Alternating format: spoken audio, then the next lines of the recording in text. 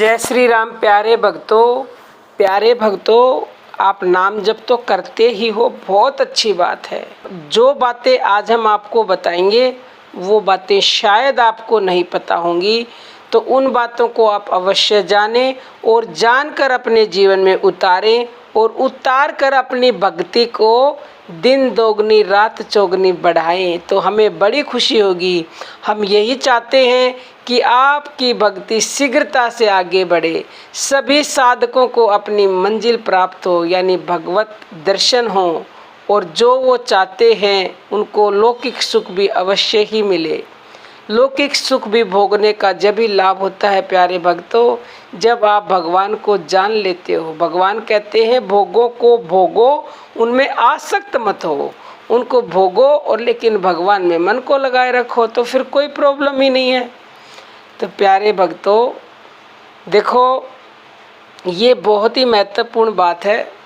जिस प्रकार हमारे श्वासों की गति निरंतर चलती रहती है, उसे कभी विराम नहीं होता, तो उसी प्रकार भगवान प्राप्ति के लिए हमारे साधन की भी तैले धारावत, जैसे तेल की धारा नहीं टूटती ना, ऐसे ही सदा सर्वदा चलते रहना चाहिए।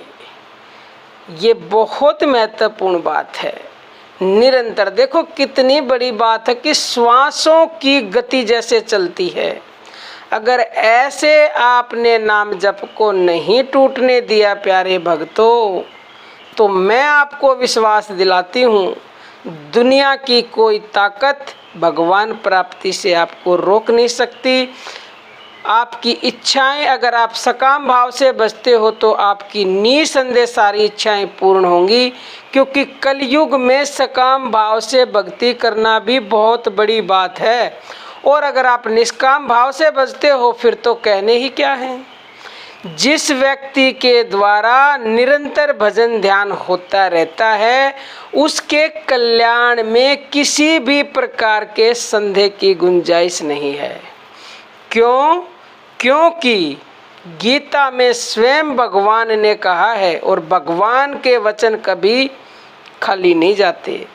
भगवान कहते हैं अध्याय 8 के श्लोक नंबर 6 में, हे कुंती पुत्र अर्जुन, यह मनुष्य अंतकाल में जिस भी भाव को स्मरण करता हुआ शरीर का त्याग करता है, वह उसको ही प्राप्त होता है, क्योंकि वह सदा उसी भाव से भावित रहता है। मनुष्य सदा जिस भाव का चिंतन करता है, अंतकाल में भी प्राय उसी का स्मरण करता है।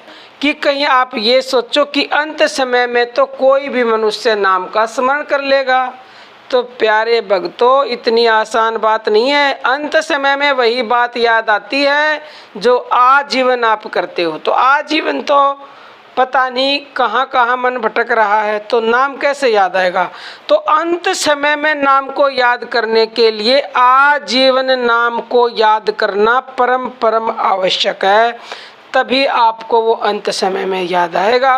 और वो अंत समय में याद आ गया, वो निश्चित आएगा। ये निश्चित है, आप जीवन भर से जुड़े रहे तो निश्चित याद आएगा, और निश्चित याद आएगा तो भगवान की प्राप्ति निसंदेह होगी। आप सीधा परम धाम जाओगे, सीधा आपको मुक्ति मिलेगी। जो आप चाहोगे ना, मुक्ति भी नहीं मैं कह सकती, जो आप चाहोगे भगवान आपसे पूछेगा, फिर तो आपको उसी योनि में वो भेजेगा। पूछेंगे भगवान, आपकी इच्छा पूछी जाएगी, क्योंकि आप नाम जप कर रहे हो। इतना ही नहीं, निरंतर चिंतन करने वाले साधक के लिए तो भगवान अपनी प्राप्ति बड़ी सहज बताते हैं। भगवान गीता के अध्याय 8 के श्लोक 14 में कहते हैं, हे अर्जुन, जो पुरुष मुझ में अनन्य चित होकर सदा ही निरंतर मुझ पुरुषोत्तम को स्मरण करता है, उस नित्य निरंतर मुझ में युक्त हुए योगी के लिए मैं सुलभ हूँ, अर्थात उसे सहज ही प्राप्त हो जाता हूँ।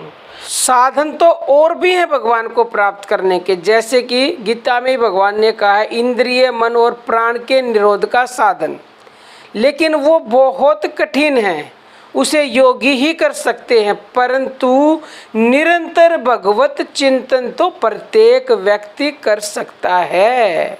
अवश्य ही इसमें हमें तत्परता की आवश्यकता है। तत्पर होने पर भी यदि जीवन काल में भगवत प्राप्ति नहीं हुई तो अंत काल में तो निसंदेह हो ही जाती है। प्रेमी भक्तों, तन मन और वचन तीनों से साधन होना चाहिए। शरीर से सेवा, मन से भगवान का ध्यान और जिह्वा से भगवान नाम का जप करें, या फिर श्वासों से करोगे तो हमने बता ही रखा हो तो कितना सर्वोत्तम है। तो प्रेमी भक्तों, हमारा दूसरा चैनल है ज्ञान दूत, उसकी वीडियो देखना चाहते हो तो डिस्क्रिप्शन में लिंक मिलेगी। आज के लिए इतना ही। जय श्री राम।